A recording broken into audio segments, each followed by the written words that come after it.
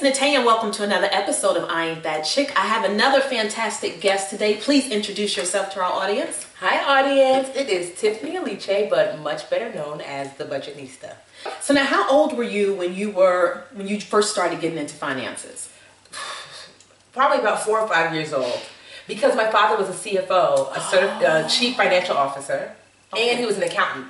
And so he would actually have weekly money lessons with all his girls and teaching us about money.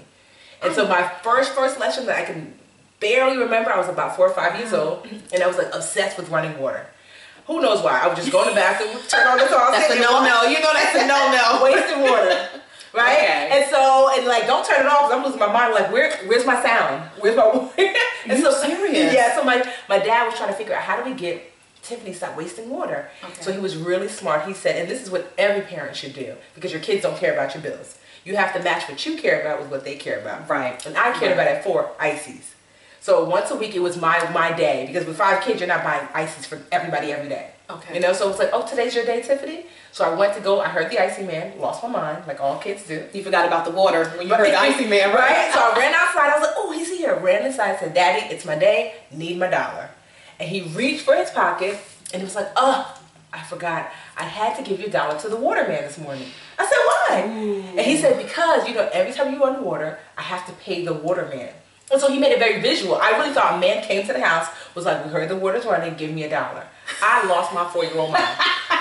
I mean, I was almost inconsolable, but I never ran that water again. Budgeting, that's a word that a lot of people are afraid of. Yes. Some older people, not mentioning any names, but some older people struggle with creating a budget. Mm-hmm. So what kind of advice would you give to somebody that you know has maybe never done a budget? How do they get started? Step 1, super easy. Pen, pencil, just make a list of all of your expenses. Don't worry about how much it cost you. Don't worry about how much you use of it every month. Just what do you spend money on? Start with bills. Rent, mortgage, you know, that kind of stuff. Then think about your utilities and then start thinking about the extra things that you do. Hair, nails, waxing, barbershop, eating out breakfast, just everything. If you're not sure, pull up your bank statement notes. Right. You know, and so you start with that list. I call it the money list. You write down every little thing? Every little thing. Okay. And then from there, you say, well, how much do I spend a month on these things on my list? Okay. So you start calculating. The bills are easy. They stay the same. Right. But let's just say you get your hair done every other month, and it's $100. So you divide $100 by 2. Okay.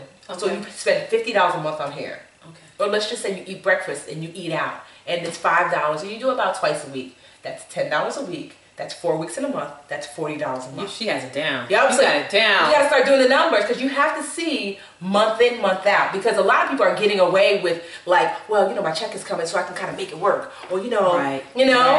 And so you have to know in the 30-day span, what do I make versus what do I spend? But now, what if your outgo is more than your income? How do you budget? Well, first it's called Welcome to America. Okay. It's the reality. Yeah. A lot of people have that reality. Yeah, so at least now you know. Now we're like, wow, I'm over by $500 according to my budget, right? Right. So then you have to start making some real choices. So first you have to ask yourself, what are the 3 categories that my expenses fall into? There are bills, there are what I call utility bills, and then there's cash. Okay. So bills are anything that, just think about the old school, if you were to get a bill in the mail, then anything that you would get a bill in the mail for, that's a bill. PSCNG comes to mind.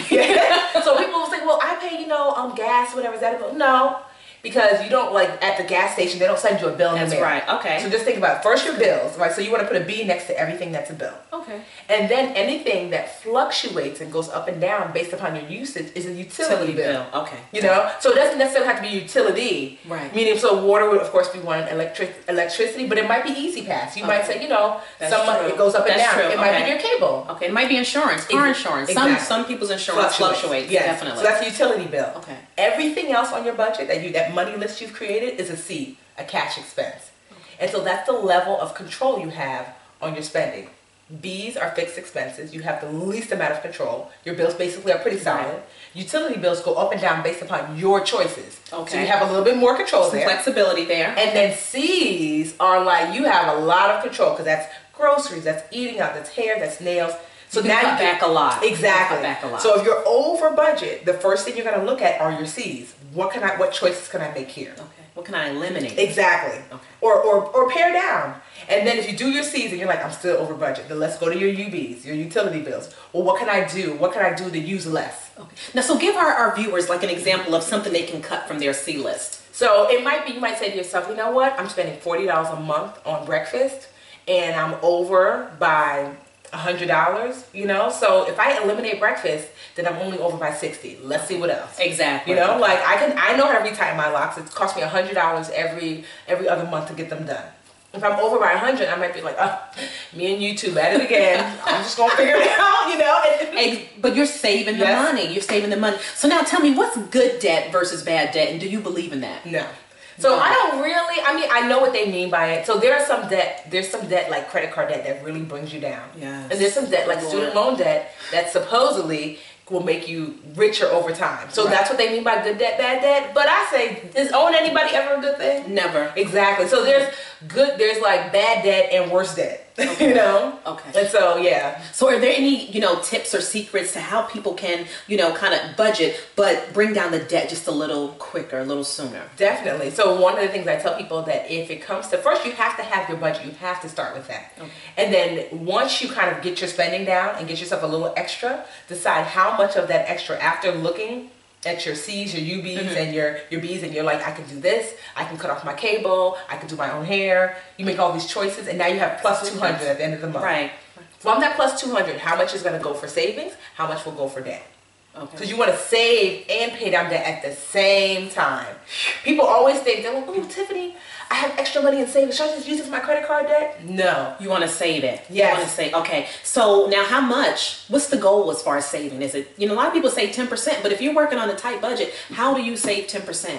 So if you're working on a tight budget, you start with, because 10% is really for your retirement. Okay. Ideally. Okay. For women, a little bit more because we live longer. Okay. So I would say between 12 and 15% for women. So we got to get it up there. Yes. Get it up. So this is how you get to your 10%. First, you go to your HR if you have a regular job and you say, hey, HR, how much am I currently saving for retirement? Mm-hmm. 0, that's not that great. No. Do you guys match? And matching is when you put up a certain amount and then they put up a certain amount. Right. So if they match, exactly, then that's free money. They're basically like, if you give us 3, we'll give you 3 of free money. You got it. You have to do that. You have to. But what about the people that aren't in corporate America? What are some of the things they can do, like for the independent contractors? What are some of the things some investment vehicles where they can still budget, still save, still pay down some debt? So you want to get yourself a financial advisor. I have an IRA. I also have a SEP. So when you work for yourself, you can save upwards of like 50%. Like so in a retirement fund. Okay. So the great thing about setting aside money in a retirement fund is that the government will not tax you on that money, depending on when you put it away. So if you work for, like I said, you work for a regular corporate America and you set aside 10% of your income, the government will only tax you on 90% of your income. You get lower taxes. So for a nonprofit, not a nonprofit, but an entrepreneur like me, I could put up 50%. That's excellent. So they're like, the government's like, you can put away so much so that way we won't tax you on that. So really one of the greatest ways to wealth is owning your own business.